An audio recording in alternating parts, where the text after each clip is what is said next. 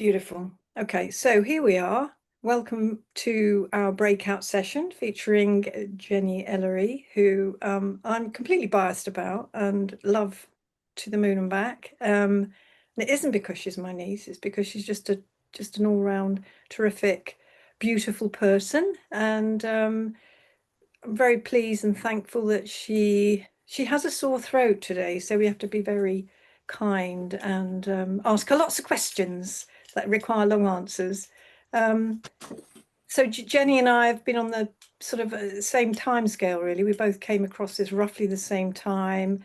We were out talking about over 20 years. And it's been fascinating. Jenny's done pretty much everything I can think that anyone ever does in the three principles, worked with individuals, with young people, in schools, in community, in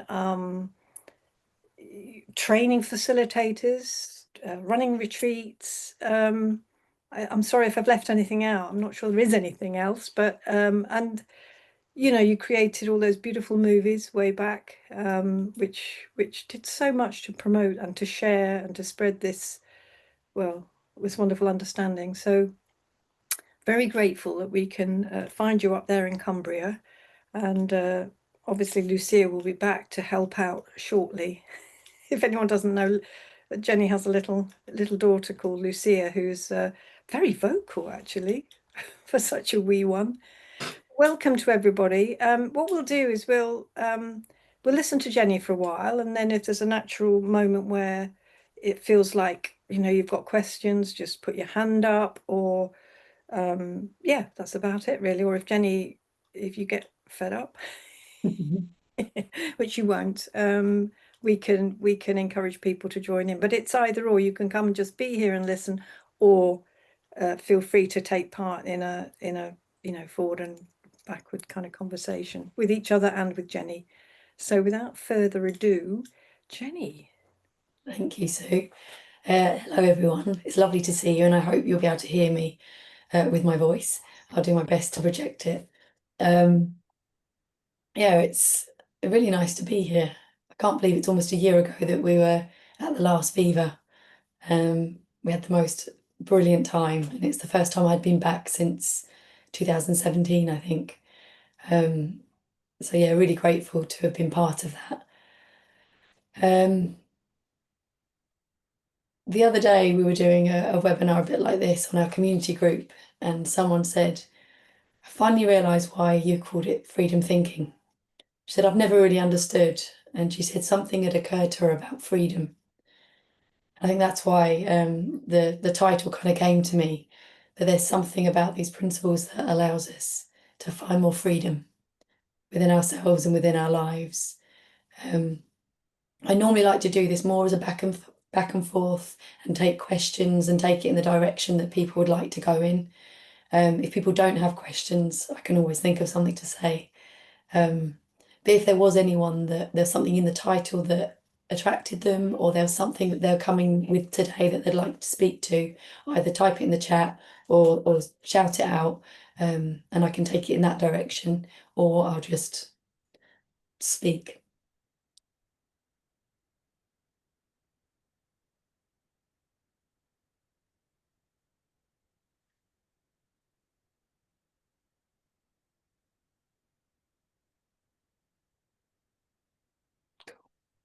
If anything comes to anyone, just say.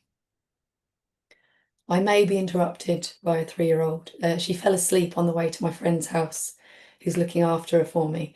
So she's on the sofa downstairs. So she may wake up and want to come and see where I am. But yeah, she'll only pop in, cause mayhem, and then leave. So don't worry too much.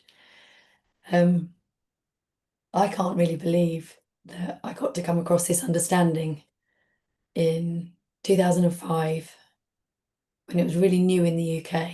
There weren't conferences and events happening here. It was all really out in America.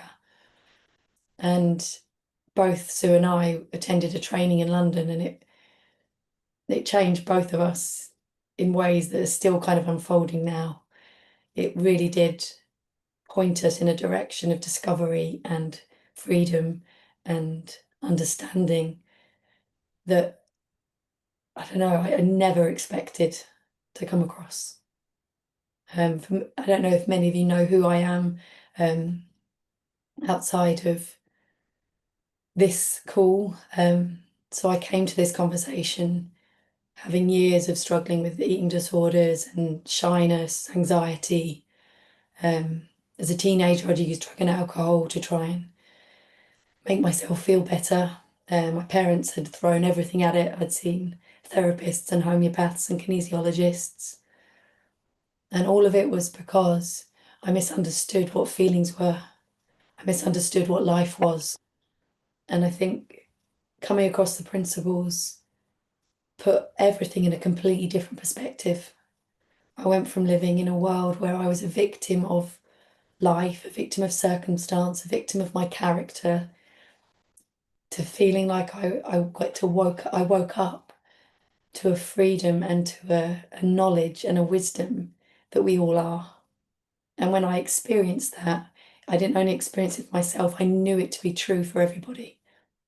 And I think it's been a complete game changer with family, with friends, and with working with people.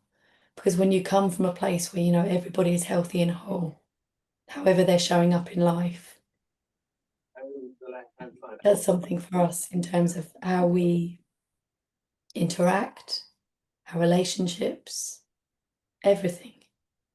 And I feel like the principles is such a simple understanding that so many times in my kind of journey of this, I've had all these add-ons. And then at some point, I go back to the simplicity because there is so much to explore in this life. There are so many things to look at. There are so many interesting things. And I love still reading. And when I get opportunities listening to other speakers, but I feel what the principles did was it reintroduced me to a teacher that exists within us, all of us, that knows how to live our lives. It knows how to get through any situation. But we often don't trust or know that that exists. So I've really enjoyed working with young people when they have got no idea how wise and incredible they are, and that I can speak to that when they don't see it in themselves. And what happens as we start to know that, as our mind gets quieter, we unlock potential. And I feel like we're all born with this infinite potential for life and for creativity and for exploring and for genius. And I've just loved watching that in Lucia. From going from being this tiny being, totally reliant on me, to creating this very full character of likes and dislikes and um, coming up with new names and places. And there's just this imagination, and she's playing with life. She's playing with these principles of mind, thought, and consciousness in a way that she creates such a colourful experience. And she doesn't seem to be afraid by any of it. She's not afraid to have a big outburst or an upset. She's not afraid to feel deeply. Like there's certain music that we listen to that she gets so moved by, she cries.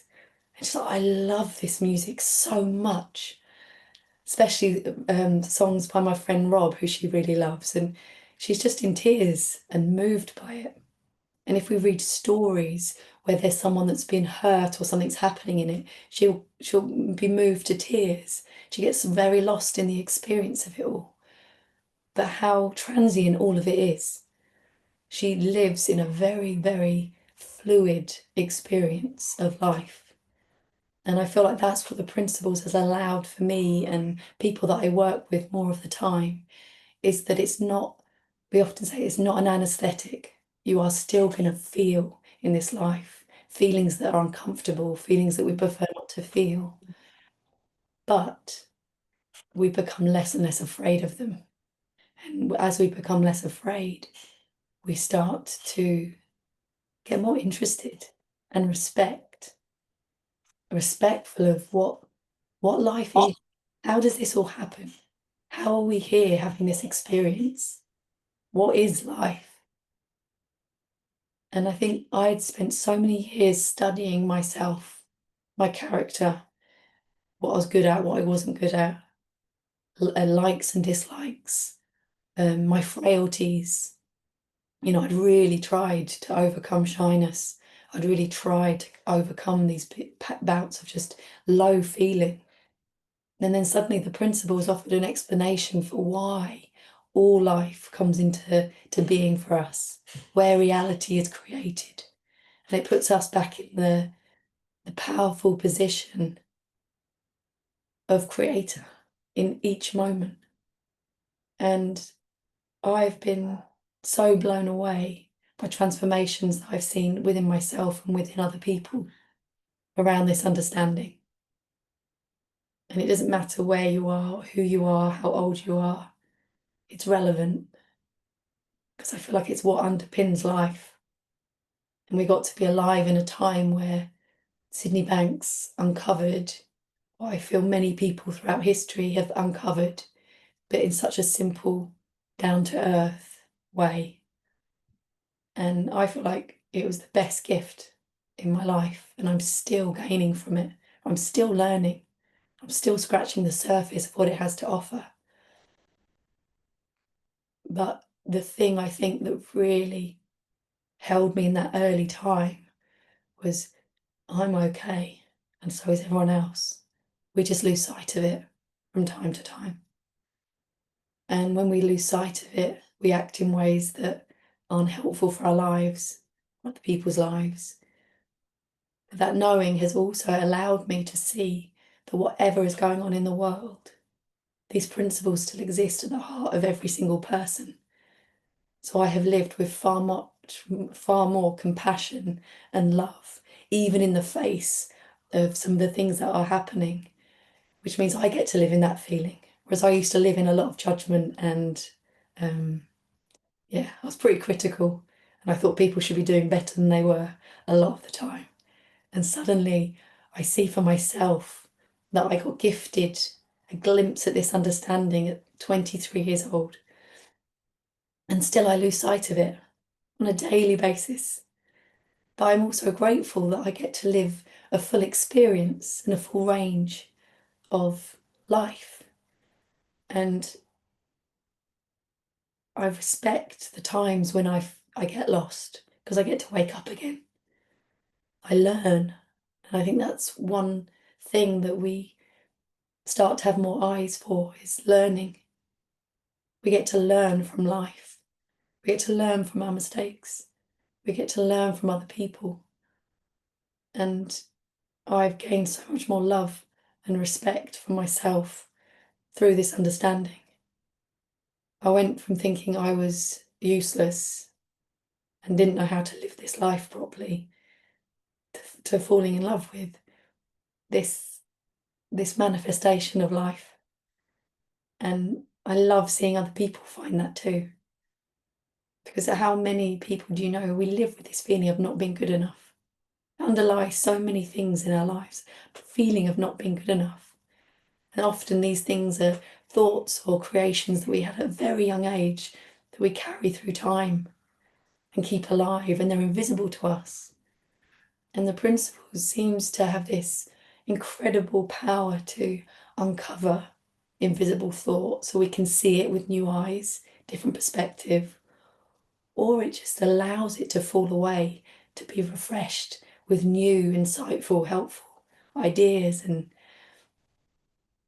it's one of the I feel like it is the greatest gift to humanity when we see this for ourselves and for other people.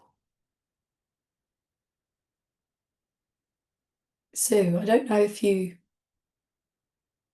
have any questions, because I know you don't we don't often get to hear each other speak, and I know you knew me a lot in the early days, and you've seen my kind of evolution and sharing. Yes, I don't know if there's anything that occurs to you that you'd like me to talk about, or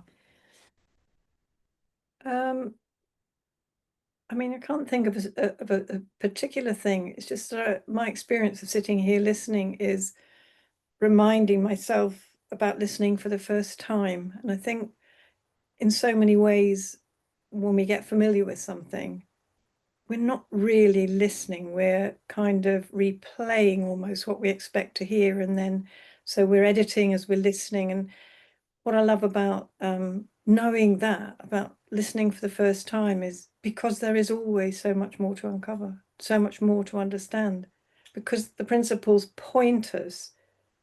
They're not a thing that we get and then that's one and done. They point us in a direction to look and to see what's there for us, and that's limitless. Well, it's been my experience, and after 20 years, not to have an iota of to be just as enthusiastic, just as curious, just as interested.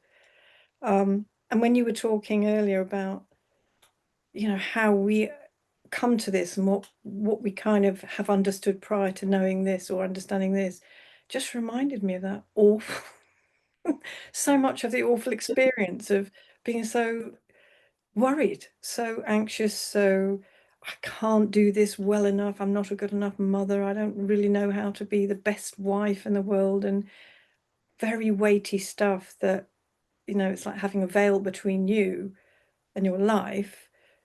And actually the life that you can see there is not the life you see when you start to understand this.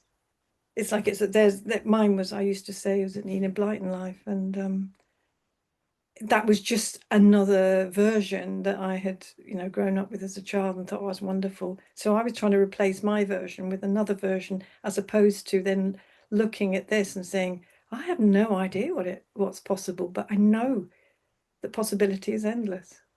So listening in here, hasn't necessarily raised a question, but it's a lovely experience to be reminded of, if you like, the before and after, and to be reminded that the after is endless. Yeah. I mean, I'd like to invite other people to ask, comment, share, whatever. Would anyone like to do that right at this point? Whereas Jenny will pick on you. She picked on me. Gabriella was one of my first teachers, and she always picks on people. Good. Well, I've done my turn. I think what you said, Sue, is recognizing that. I think in Buddhism they call it beginner's mind, and I think it has been really nice to keep coming back to, I don't really know anything. Like as soon as I think I know something, and I just actually found this beautiful book of the myth of creation, but for our time. So someone's rewritten it for children, but without it seeming like the original sin, and how loving God was around what happened, kind of thing. And it was this just lovely book that I was reading with Lucia, and it reminded me of that. There's certain things I used to listen to that I'd completely shut down from because of a certain word or because I thought I already knew it. And I think with this understanding, it's really helpful to keep remembering that we don't know anything. What we know is made up. What's true is that we're continually making up life, we're continually creating. And, it's helpful to see, like, I know my name is this, but I wasn't born with this name, this was given to me. So there is something that we are, it's before our name. So in the world of form, it's helpful to, know how to get somewhere, know who somebody is, know that we're married, know our children, but to know that with this understanding is it points to something that's before form, it's before creation. So we can't know it in the same way.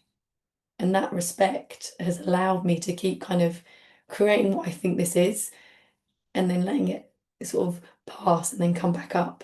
But there's a constant in it. And I think that's what I've loved about the principles. Initially, I used to get really caught up in the words. And I used to think I knew what thought was and I kind of knew what consciousness was, but I didn't know what mind was and all of these things. But when I started realizing they're a way to describe something taking form, they're a way to describe what lies before this space, which in religion they've called God. I think there's all kinds of names that we've given it, but it's knowing that there is something that lives us, that is so intelligent and wise that we don't have to do life in the way that we think we do. I used to try so hard. Like, since becoming a mum, I have had the thoughts of, am I doing this right? Is this right? But what I keep coming back to is there's something within me that knows how to live my life. and knows what's best for my child, I don't have to keep looking out there and thinking someone else has the answer. Sometimes I might feel like I'd love to have a conversation with another friend around something, because wisdom can show up from all sources. Like that place that we're connected, that place where we're the same. So it might be a friend saying something to you that you suddenly hear it. I think I used to think I have to wait for it to come from within me, but actually I recognize now that place within me is within you. So it may be through conversation that we hear things. It may be somebody else's words that spark something for us. And I think that's the beauty. And there's nothing outside of this. There isn't something outside of the principles. There's nothing outside of us. It's within us. It is us. And it's available at all moments. But I know for myself that different times where I've thought, I know what the principles are, I've got this now, and I'm never going to have to experience certain feelings because I understand now that it's thought in the moment and I don't have to take it seriously. I've got totally caught out by that and then got lost in it for periods of time. But the thing I'm most grateful for is that when I used to look back at experience, even after coming across the principles, I'd notice the times where I'd lost sight of it. And I'd be like, oh, I lost sight of it. Oh, I got so lost. And that seems to, over the years, have fallen away. And now it's just this gratitude that I get to remember again. I get to remember.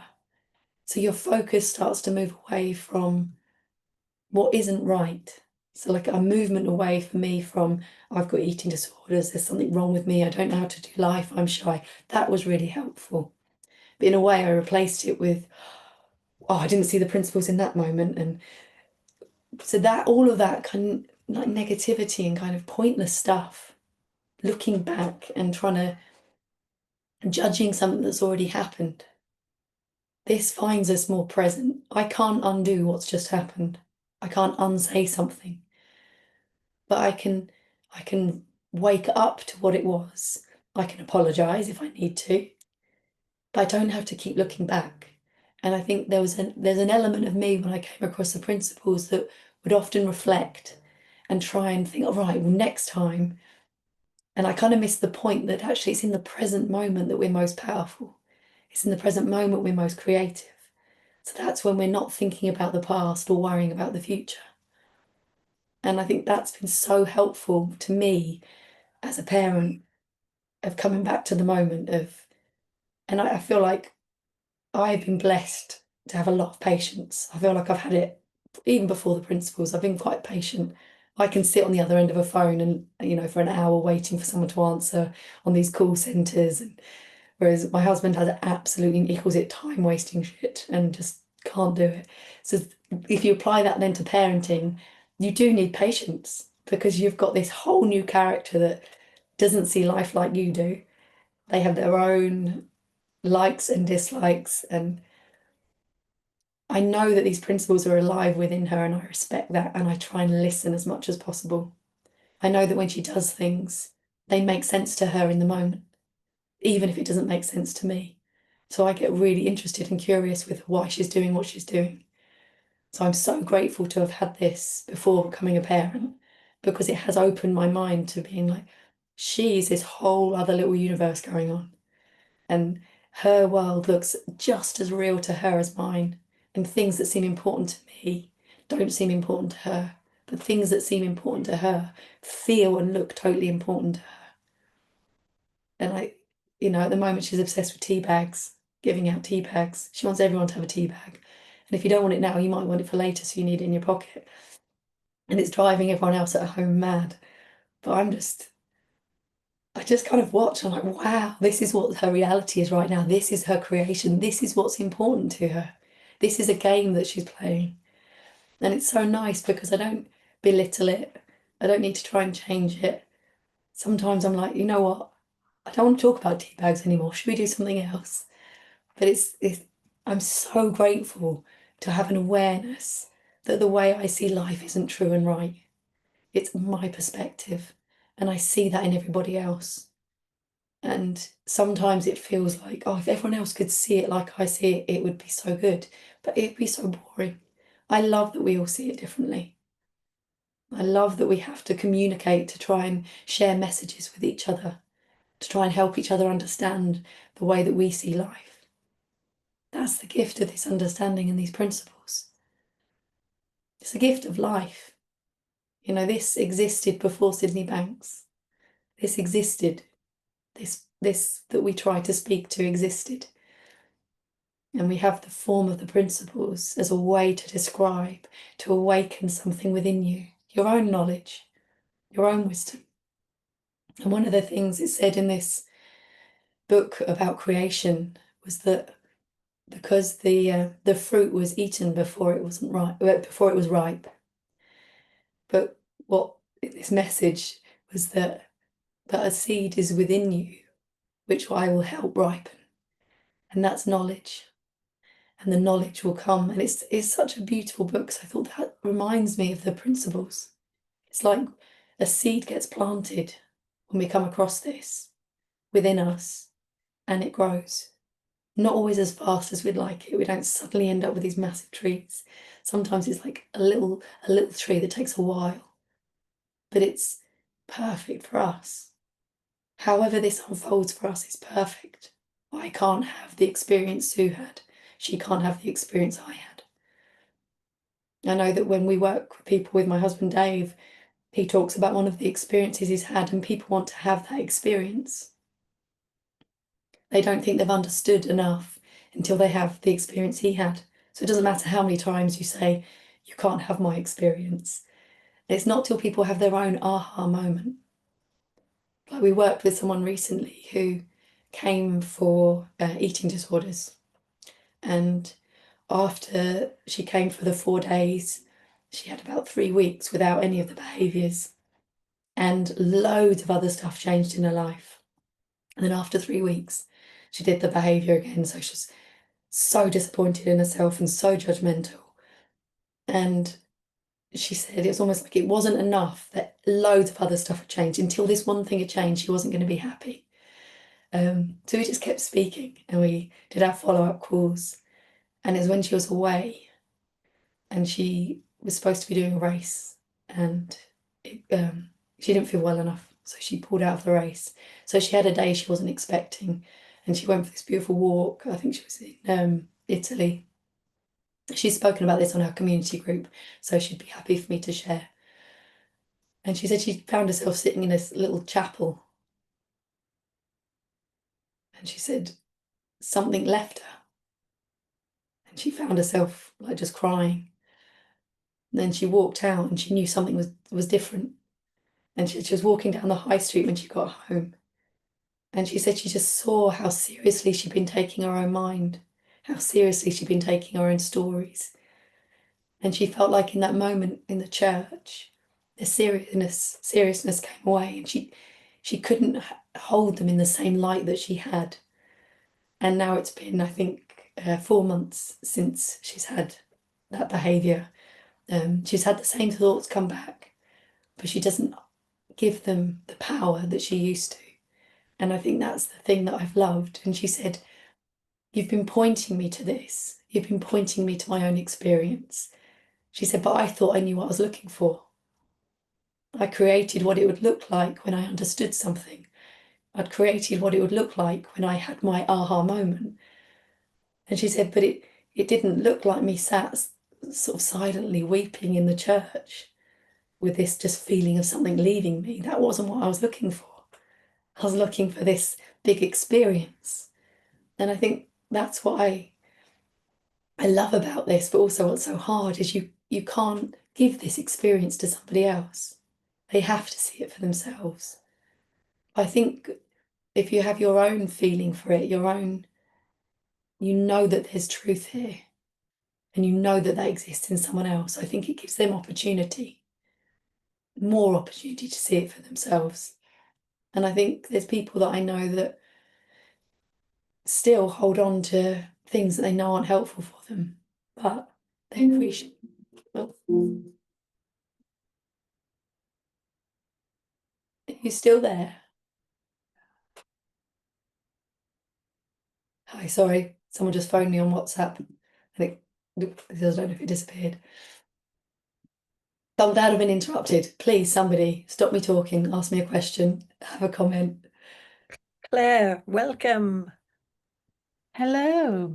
Hi, Jen. Hi. I burnt out in 2015. Um, my life was ridiculous at the time. Mostly my thinking was ridiculous, I now see. But I was wondering how this understanding is helping you to navigate um, something with many women these days have to navigate, and that's working and having a little one. I've been there to, mine aren't little at all now. They're just turned 24 and nearly 26. So, but how is it helping you to navigate that whole thing of being a mum and a business owner and all the other things obviously you have to do in life? How is it helping with that? That's a great question. It's funny because I've just recently realised I need to look after myself as well as Lucia. So I've actually got myself a drinks bottle now. I realised I'd pack the bag and she'd have her amazing lunchbox with all her healthy snacks and she'd have her water. So it has something that I have neglected. I've realised just recently that she has been so important to me. I've waited such a long time for her that I have poured myself into her, but I haven't been well. I'm like, right, slow down, look after yourself. But it took me a while to see it. And I think one of the things that I've said to Dave is I've preferred to do less work and spend more time with her. And I love this work, but I saw my sister, and my sister said it to me when her two were little. She was always going on trainings and always doing things and all amazing things that she loved. And she said, and then suddenly they were at school. And she said, as soon as they sort of started at school, time just has flown, and now they're 18 and 20. So something that she said to me was make the most of her while she's little. Make the most of her when she wants to hold your hand. And I think that's something, so that comment from my sister really stuck. And also, I think because I waited till I was 40, I didn't think I could have children. So for her coming has been like a miracle. I've just wanted to make every moment like just be with her. Um, so I think I feel like I took that so seriously and I poured myself into it so much. I forgot that actually, as a human being, there are certain basic needs that we need too. So I've just started taking some of my multivitamins. I've just started taking some magnesium to help with sleep. And I've just gone night weaned Lucia, or she's night weaned herself because she's still been having milk. Um, but it has been an interesting time of wow, I hadn't seen myself. And I guess that's what happens when we have children, we can lose ourselves. But I just had this like I got ill, got quiet, and I was like, wow, I've lost sight of myself. Um, so I guess my balance has been a bit out, but I love that with realization, I've now, I've changed my course. I am looking after myself. Um, but I can see how, with the days when I have needed to do all the housework and get all the washing done and I haven't been as present, I don't beat myself up. Like, I do need to do things in the times when I have had to say to her, right now I can't read you a story, or right now we do need to be getting our clothes on and putting our shoes on and leaving the house. I've had a lot less judgment, um, which has been really nice. And then that's another thing my sister has said to me. She goes, I beat myself up and I judged myself and I wanted to be the perfect parent. Um, she'd just come across the principles. She was pregnant when she came across the principles. She was on that first course with me. But she just said she created a perfect her that she needed to get to be the perfect mum. So she was doing all this training, all these courses, and she realised actually so often what they need is you just to be there with them and to show up and to listen. Um, but I've needed a bit of a reminder. I've needed to get ill to sort of go, oh, hang on a minute. Yes, she is amazing, but I'm amazing too, and I do need to look after myself. The amount of times I've been out without a drink and she's had this like amazing setup. And I'm like,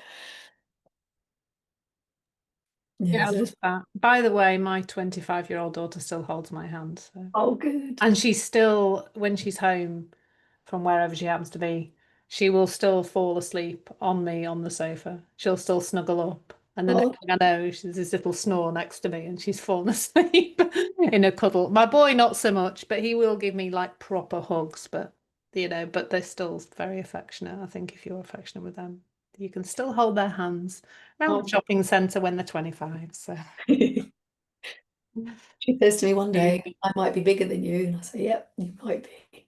Probably will. Thanks, Jen. Thank you. Anyone else like to comment or share or ask a question?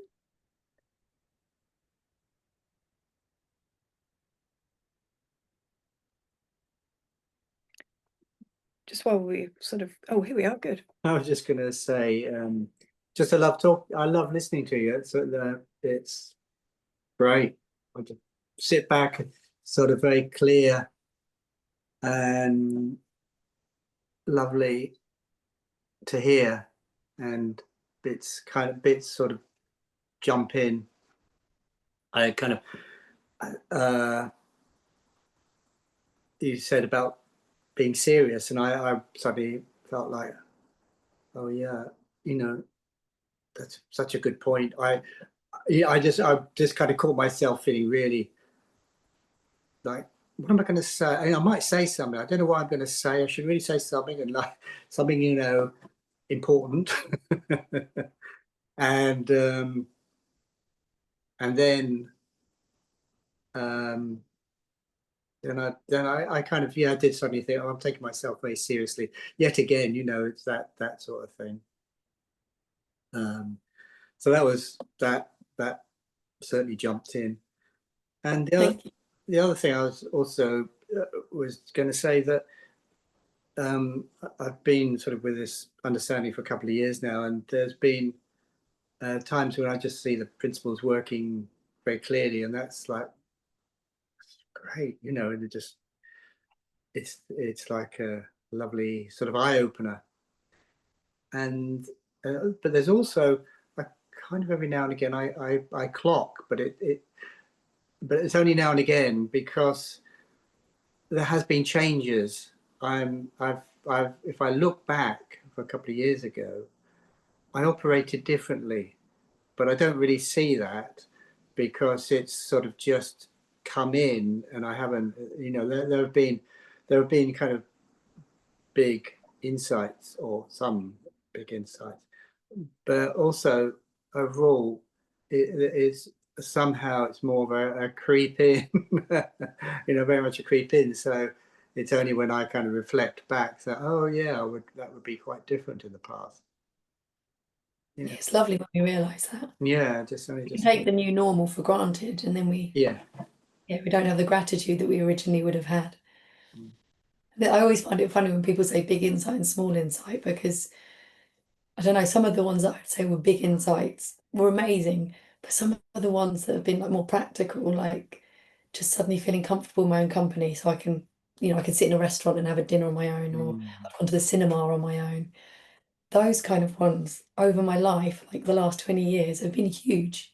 Because I used to, even at school, like I'd get someone to come with me to go to the toilet because I wanted to be seen on my own, because if I was on my own, people would think I didn't have any friends, and I overthought everything. So suddenly being able to just go and sit comfortably without a phone or a book in a public space and not worry that people thought I had no friends was huge.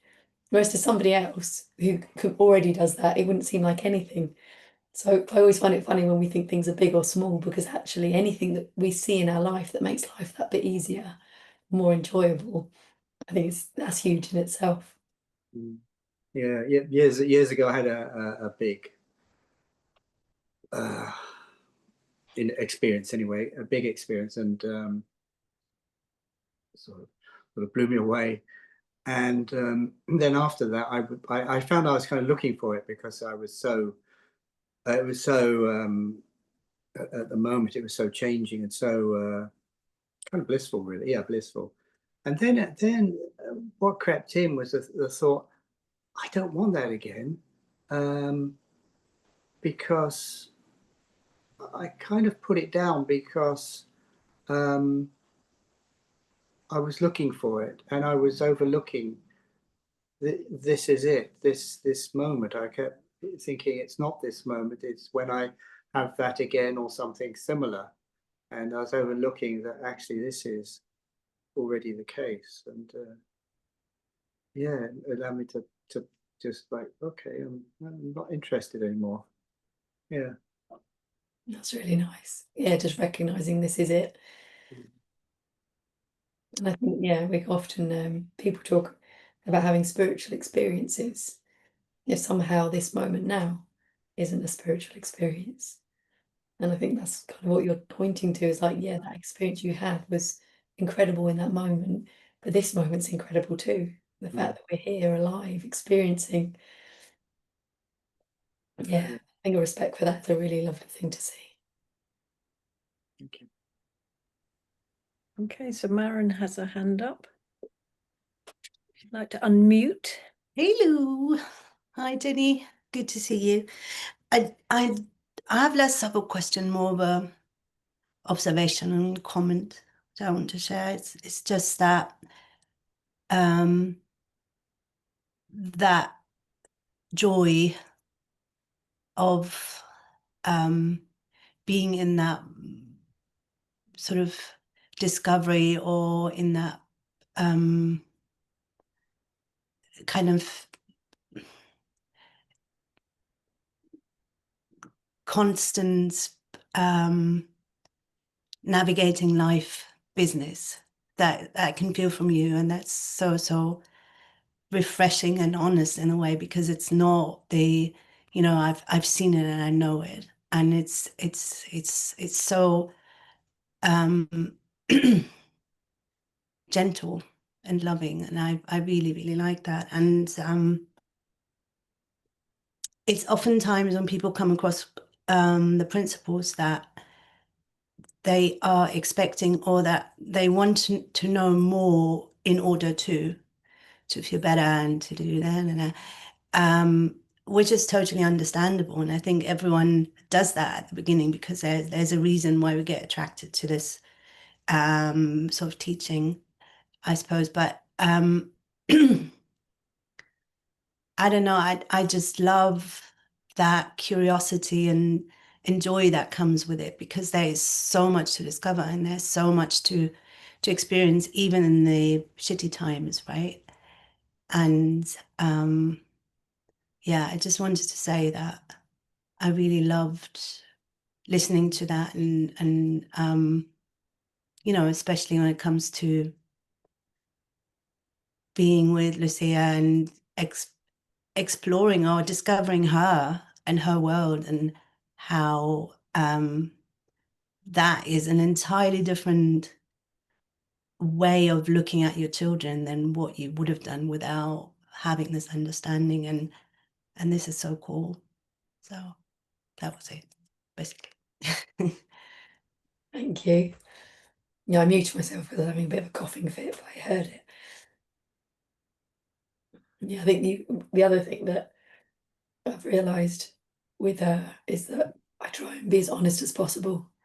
So I'll give her an answer and say, this is what I think, or this is what we think at the moment, because she's just got, we're wanting to homeschool or home educate, I don't really know the difference.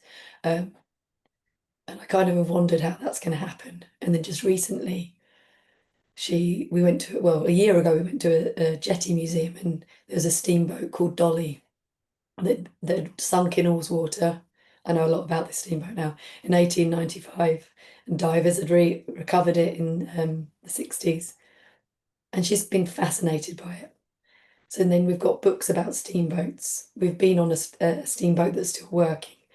She's asking me questions about steamboats and how they work, and wanting to know.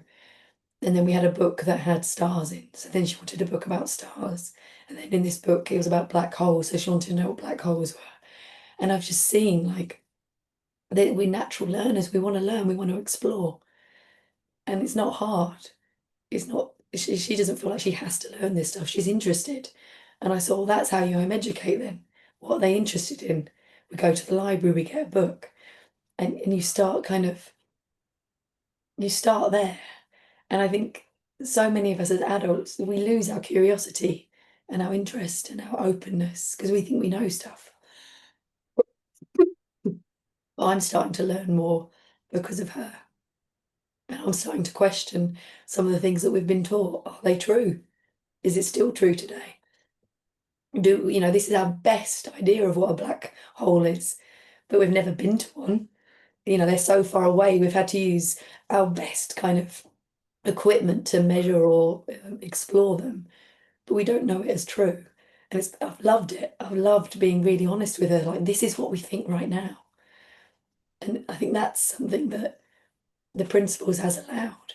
It's this idea that we make stuff up and we teach it as if it's true.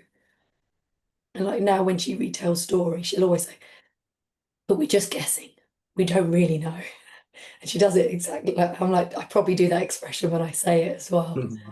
I think it's been so nice to I don't feel like I want to put all of my ideas in her. I want to like draw out from her.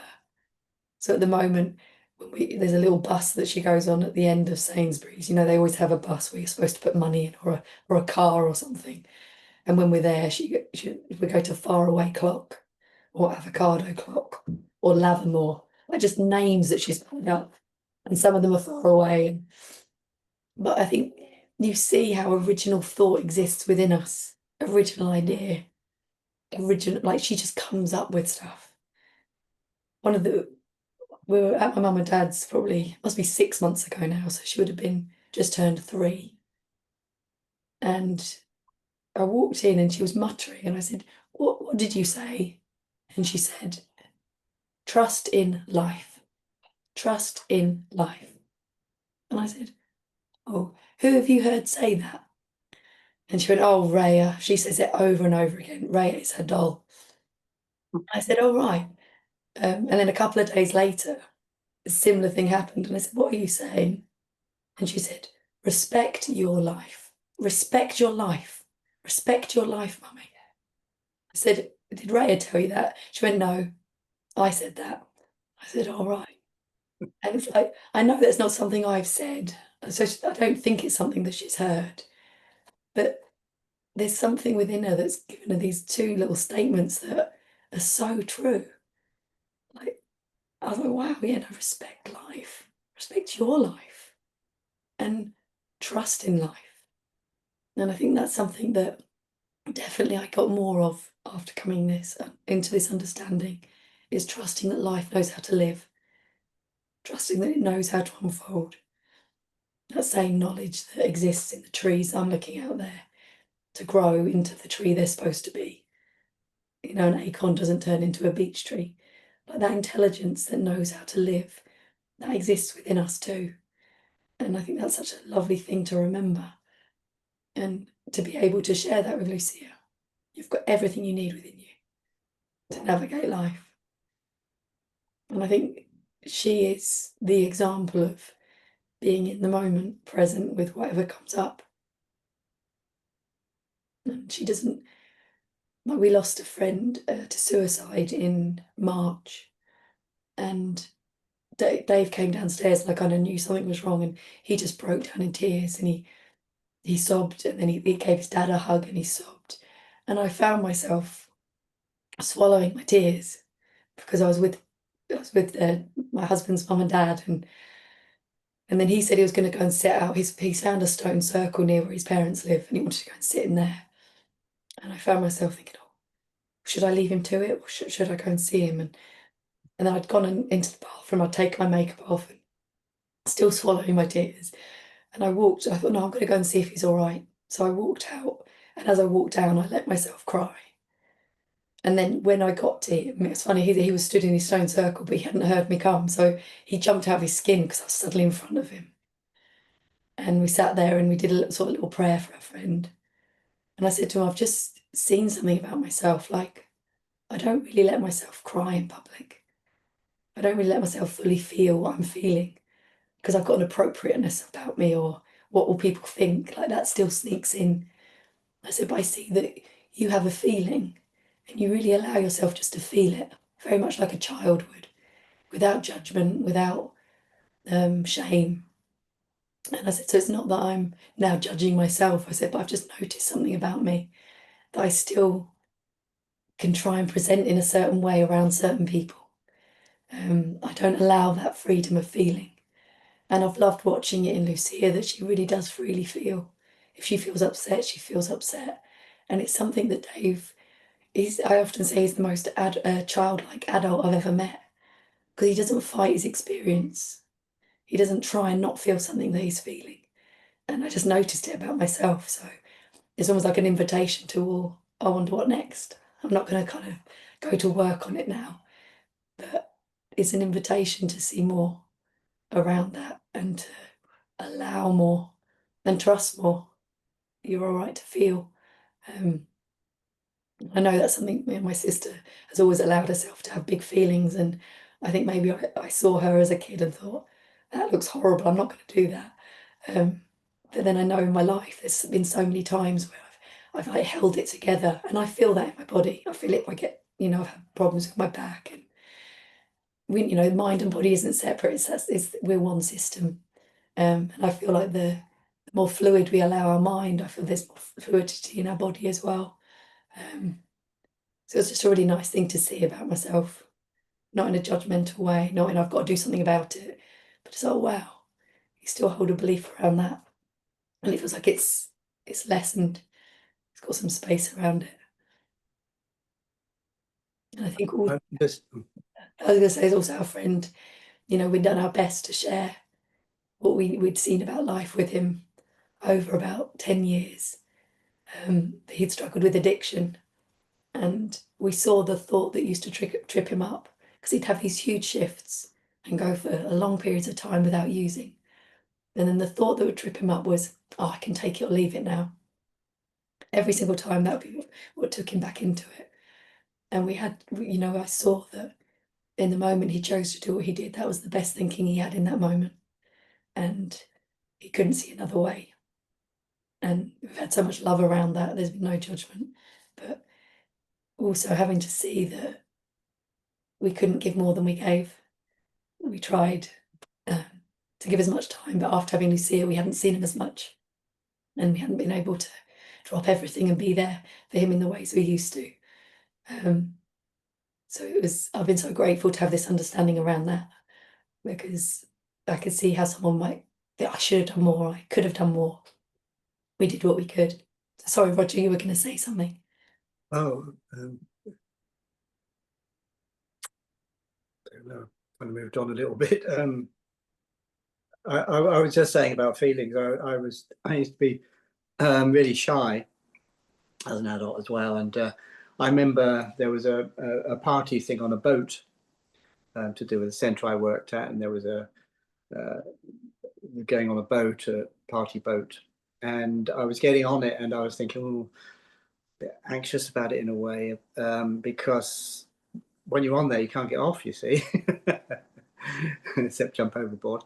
So I thought, well, if I'm not enjoying it, I felt a bit stuck, And I went on, and I kind of went up this little gangplank, and then somebody greeted me, and I was just talking to them. I felt very shy and a bit awkward, and then I suppose I clocked it. I thought, oh, this is shy. This is me being shy. And for some reason, that thought came in, like, oh, well, it's actually quite sweet, isn't it? Really, being shy. And I thought, oh, it's quite a sweet little emotion. So I just felt like I allowed myself to be that, and of course, as I did, it dropped away, and that was quite a big, that was a big moment. Oh, I love that. Yeah. Yeah, how many times before that had you judged that feeling as Oh, absolutely, every time. Stupid or whatever we say? Yeah. Oh, it's so embarrassing to be shy. I mean, it was like, don't want that to be seen. I'm a man. It's amazing, isn't it? One new thought, what that then has done in that moment, and probably in your life. One new thought, actually, is quite sweet. Mm. Mm. Yeah. The other thing I was just, because went on about your friend, the person with the addiction, and sometimes it is kind of one thought, isn't it, that seems to hold the key. It's also that sometimes it's just kind of our relationship to thought sometimes changes, so it doesn't matter what the individual thought is, but we see ourselves somehow thinking, but not, you know, not really clocking what it is exactly. It's, you know, it's not so conscious what the thought is, but knowing that we're thinking, but then somehow seeing that we have a maybe change of, you know, it's a new relationship with it slightly. Yeah. And so it doesn't bite in the same way. Yeah. He had a cool insight when he jumped in his work vehicle and he saw a cigarette lighter. And he thought, I want a cigarette. And he saw it in that moment and he said, but that cigarette lighter couldn't give me that feeling or that thought. He said it suddenly felt like he needed a cigarette, but he saw that it had to come from within him. And he didn't have a cigarette and he quit. But he had so many cool moments like that where he did see through it. That's good. Yeah, that's it. But yeah, and then there's one time where he'd gone dark into it, and he didn't see it, you know, and he acted on a thought, and it's had the consequence it's had. But yeah, you couldn't see any other way in that moment. Well, in the interest of being efficient, we are on the hour, and I just want to thank everybody and say what a lovely hour it's been. Thank you so much, Jenny, and especially as you've been struggling with your voice. But earlier you said to me, well, my voice might be annoying, and I thought I made an executive decision that it would not be. So if you have been annoyed by any aspect of Jenny's voice, please put your complaints in writing. Send them to someone else, to the universe. I joke. Thank you very much. I don't know if people want to unmute and say goodbye or whatever. It's just been a really gentle, I feel that people have said, you know, spacious and very, very loving. And thank you. And thanks everyone for coming. Yeah. Thank you, Jenny. Thank you so much. So It was good to wonderful. see you. Thank you. So I was just going to say, we're doing a day in Essex, which we never do, on the Sunday, the 5th of October. And it's someone's hosting us, and we've just done a sliding scale of between £20 and £80, and there's going to be light refreshments. I think we've got 13 people at the moment, and I think about 9 of them are brand new. But if you know anyone that's in the Malden area, I don't often do things down there, and that would like to come, please come along. Oh, lovely. Please contact me.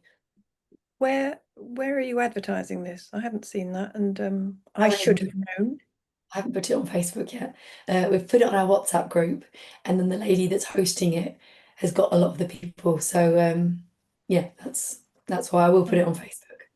Oh, please do. Yes. 5th of October, Sunday. Yes. Yeah. Okay, super. Look forward to seeing that advert, Jennifer. Cheerio, everybody. Nice to see you. Okay. Thank you. Bye. Bye-bye. Thank you.